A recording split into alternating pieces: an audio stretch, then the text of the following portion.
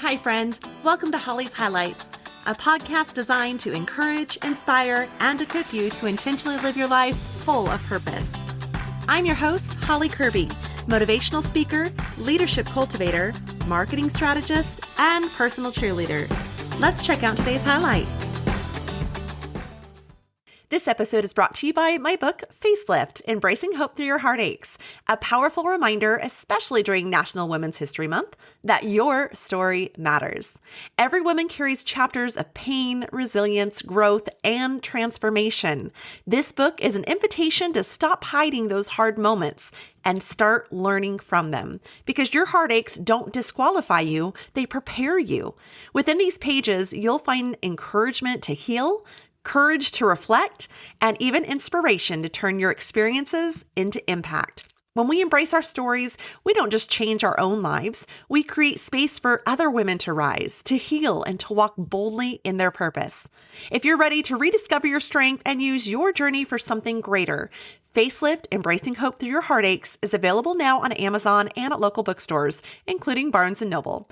Grab your copy today and start turning your path into purpose.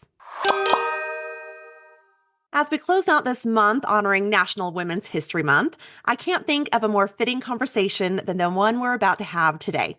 This episode is especially meaningful to me because it features a leader I deeply respect and admire.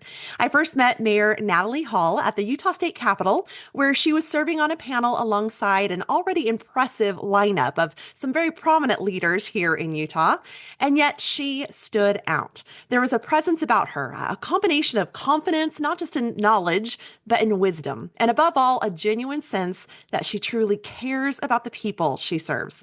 That kind of leadership is rare, my friends, and it matters. Let's not forget that. So today's conversation is one I've been especially excited about because we're talking about one of the places where leadership often matters the most, yet is overlooked. And that is right here in our own communities. Whether you're leading a business, a nonprofit, a church, a group, your family, or simply just striving to lead yourself well, this conversation is for you. Mayor Natalie Hall is currently leading one of Utah's fastest growing cities, Bluffdale, here in Utah, and she's doing so with vision, courage, and heart. And I'm just so grateful to have her here with us today. Mayor Hall, welcome. Thanks for having me, Holly, and thanks for all of those really generous things. Very well earned, very well earned. I have quite the admiration for you. So thank you again for just taking your time to be here. I know you were extremely busy and your time pulled in many different directions. So we feel so honored to have you. Now let's start at the beginning. Did you always see yourself in public leadership? I'm not sure that anybody grows up and says, I'm going to be a mayor. Leadership in government is sometimes in the background, especially as children, as young parents, as students. It really is in the background. Government really exists to make our day-to-day lives easier. And so I never really considered it. So it's actually as big of a surprise to me as it is to anyone else. Did you feel ready for it? I believe that my life experiences truly prepared me for what I'm doing today. I, of course, have been a volunteer my whole life. I actually, when my children were very young, I served on a school board. And I would say that school board experience is what really changed my view of leadership and tenacity and grit and seeing things through to the very end. And that also helped prepare me. I was also a volunteer for my city, and that actually was the segue into some of the things I now do.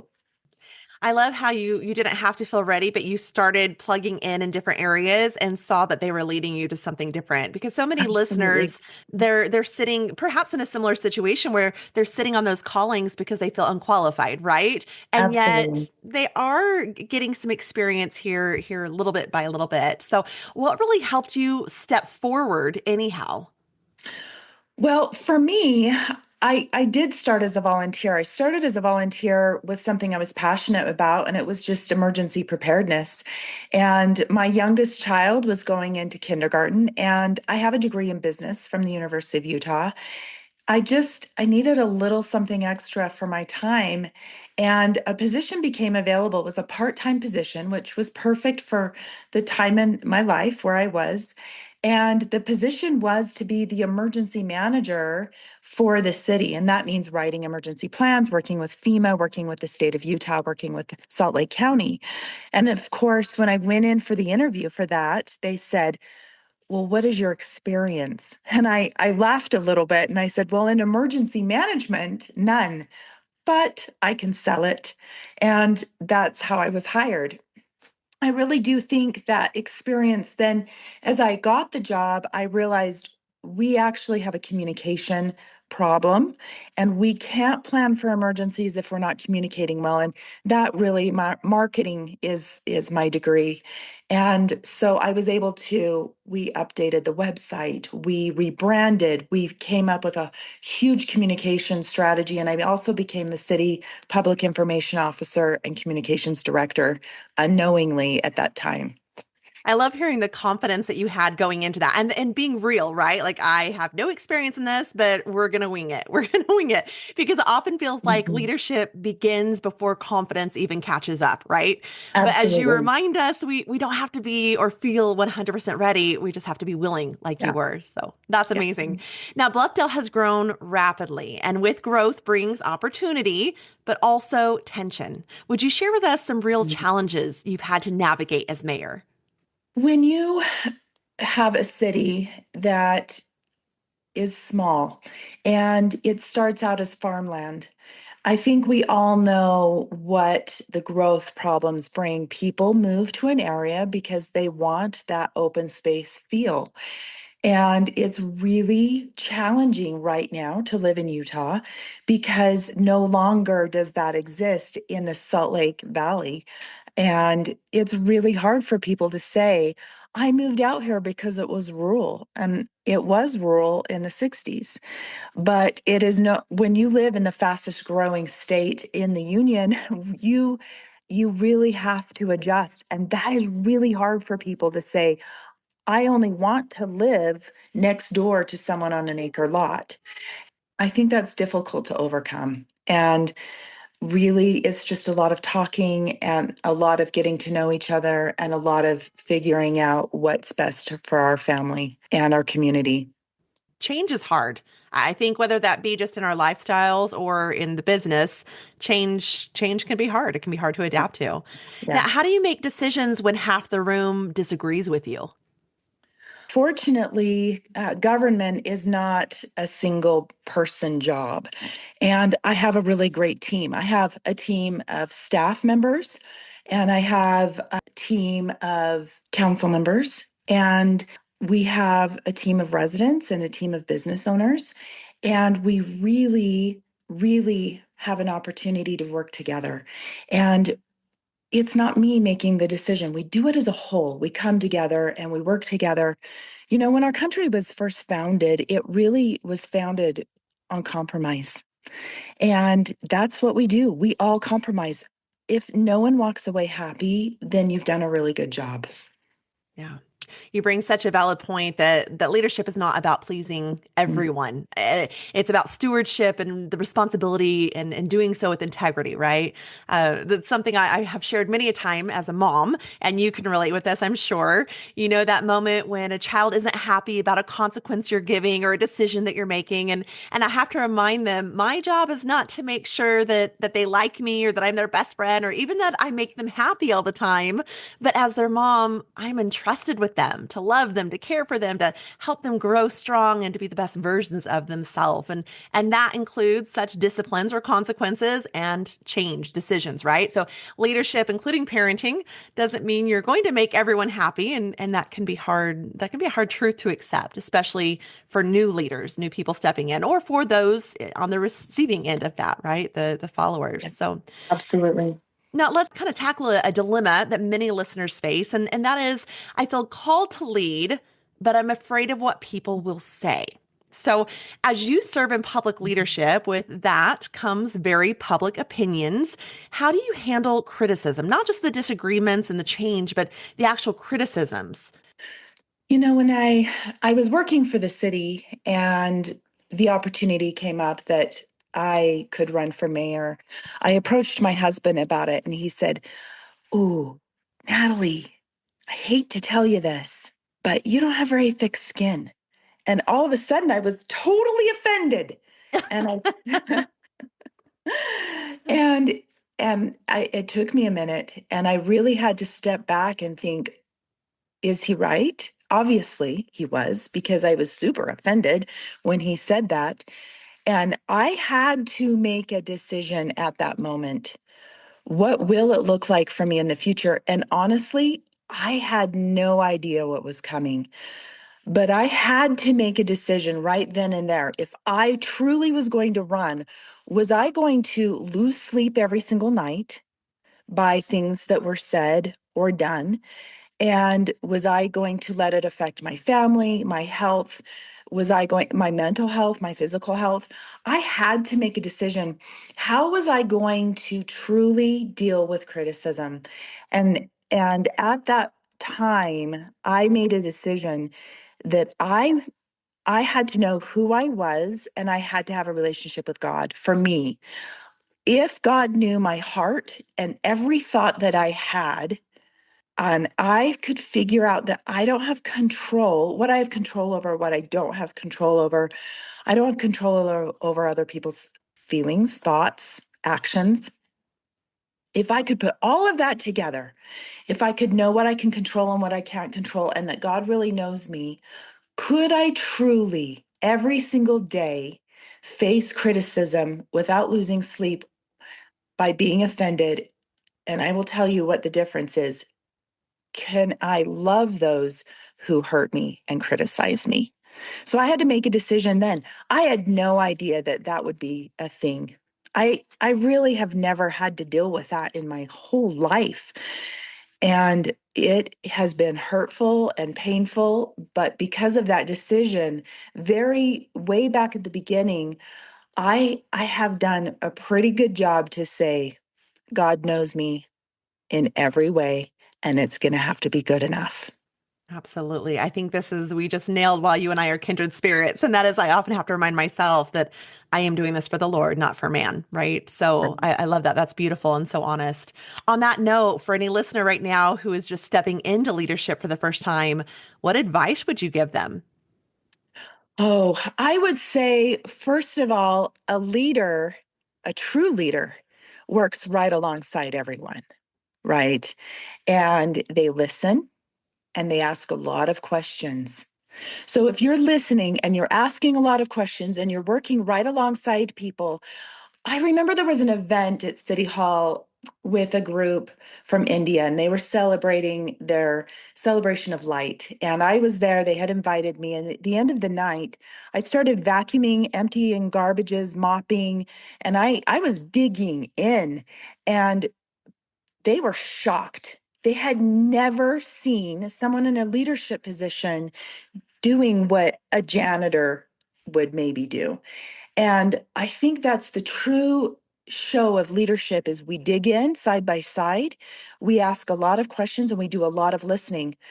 But in the end, when you are in a leadership position, there are times that you will say, thank you for everyone's feedback. And we're going to need to move in this direction. Hmm. So I would say if someone's considering leadership or they are in a leadership position or entering that realm, listen, ask a lot of questions, work alongside, but sometimes then you will need to direct. That's very wise advice. I think that if you lead long enough, you will be misunderstood. The question is if criticism comes, it's whether your purpose is stronger than your fear, for sure. Right. Now, leadership can be consuming. You mentioned that, just trying to balance everything as you were stepping into this realm. And sometimes there's just not that off switch or that pause button, right? So, how do you protect your family life and your personal well being? I would also say another key element of leadership is learning how to delegate and delegate well. When we delegate, sometimes as leaders, and most leaders are type A, red, strong personalities. Most leaders, when they delegate, aren't truly delegating. They want to oversee, they want to give input, they want to say, that's not what I was envisioning. If you are able to delegate, you really have to let it go. You have to delegate and say, these are my expectations, these are the deadlines. You have to be really clear in your expectations. But for me, delegating saves my personal life. I can't do it all. And people will say, Natalie, you do so much in your life. How do you do it all? And I tell them I don't do it all. I delegate.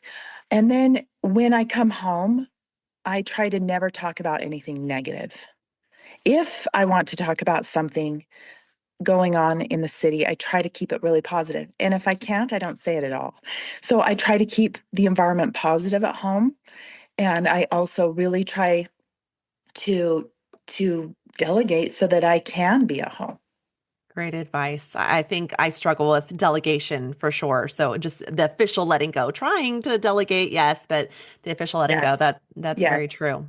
As a leader, you want people to learn those skills and they can't do Yeah. that if they're not given the opportunity. Absolutely. Which is part of that leadership, helping others grow into their leadership, right? And Yeah. failure is okay. Yes. Yes. Yes. Yes. I once had an interview with a representative, a director from Mary Kay, and she was talking to us about failing forward. And I loved that you could be a safe space as a leader for other people to fail and fail forward and know Yeah. that you were there to still help them through it. So Yes. that's a strong leader. Now, although no end in sight, thank goodness, when looking at your time as mayor, what do you hope that people will say about your leadership? Wow. I would say that I had a clear vision. I really feel like that every leader has different strengths. Every leader comes to the table with something to offer, and it's going to be very, very different for everyone. For me, I really feel like it's this clear vision, and I really am a planner. I want everyone to know where we're going.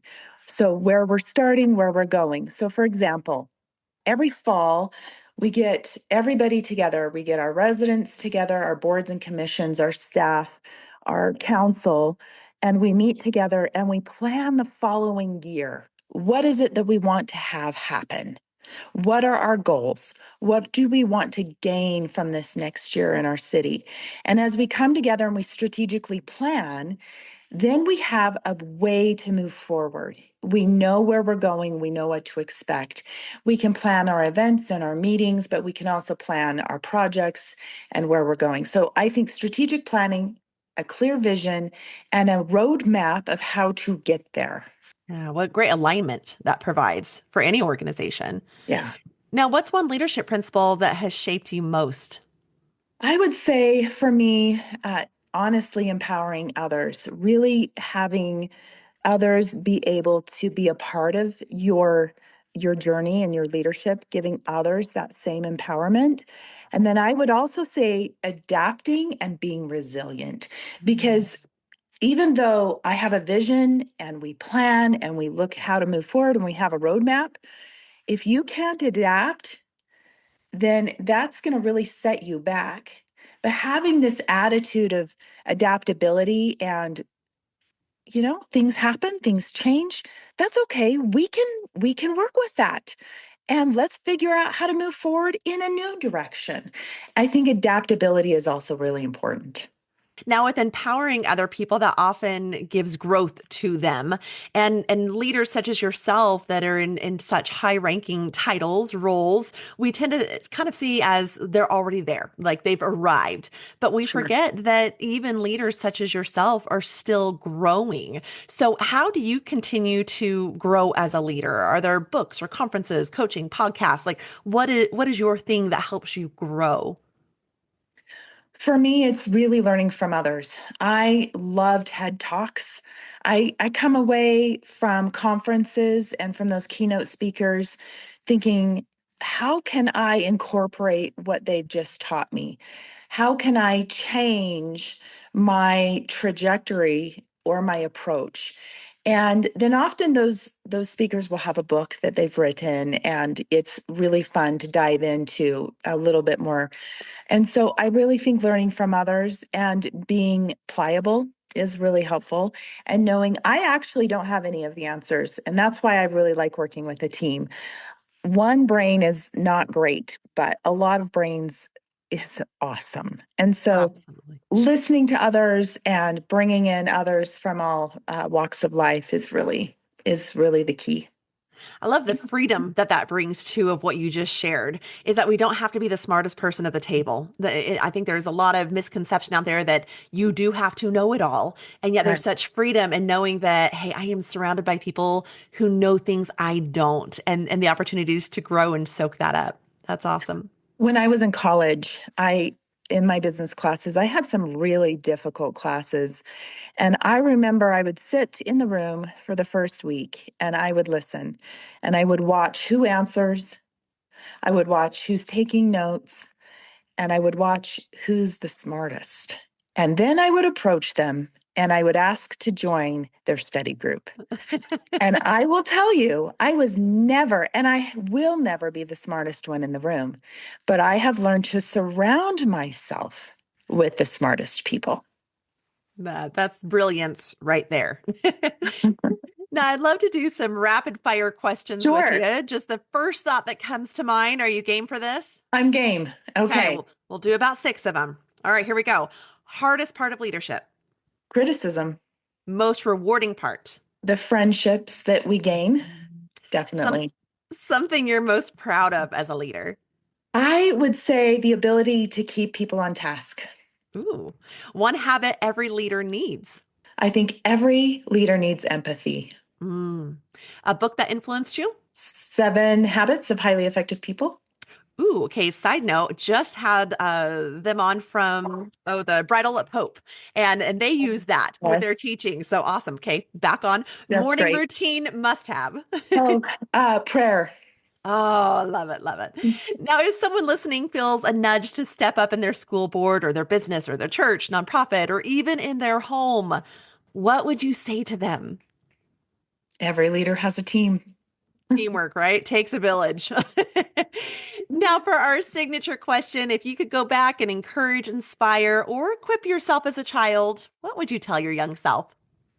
I would tell myself to be more outward thinking. As a teenager, as a child, as a young mother, I didn't notice people as much as I do now. And I wish, as an adult in this stage of my life, when you walk into a room and you see the person with their head down, or you see the person alone, or see the person that isn't talking, do we notice those people, or are we consumed with our day-to-day lives and what we have next? And I wish as a younger child, teenager, and young adult and young mother that I would have been more outward than I was. I was pretty consumed with what was going on in my life. Good insight. Good insight. Now, friends, leadership isn't reserved for titles, but when someone accepts a title, like mayor, it magnifies everything your decisions, your character, your resilience. I think today we can all be encouraged of three specific takeaways. First of all, you don't have to feel ready to begin. Second of all, vision must outweigh fear of criticism. And three, sustainable leadership requires boundaries and also a team. Surround yourself with that village. Now, Mayor Hall, thank you for being with us here today, allowing us to learn from you and for modeling such courageous, community centered leadership. I think I can speak for many of us when I say we are cheering you on. Thank you so much, and thanks for having me. Now, friends, if you are aware, each month I send out a leadership worksheet designed to help you grow and lead with more intention. So you can join that monthly email for free at hollikirby.com. I'd love for you to join us, as well as feel free to share it with a team or anyone else stepping into leadership. Again, that's a monthly email sent out and available to join today for free at www.hollikirby.com. Now, if today's episode encouraged you, won't you please pass it along to someone who's stepping into leadership this year? And I'd love to hear from you. So, where are you being invited or called to lead right now? And what's holding you back? Come tell me on Instagram at Holly Kirby or Facebook at Holly's Highlights. I truly love hearing your stories. Until next time, keep showing up, keep growing, and keep leading with intention. The world needs the leader only you can be. Thank you for joining me on this journey of life. I hope that today's highlight has been encouraging, inspiring, and equipping so you can go out and live your life full of purpose. I'd be honored if you'd take a moment to leave a review, or better yet, subscribe. We can also stay in touch by joining my email list at hollykirby.com. That's HOLLYCURBY.com. Until next time, make it a great day for a great day.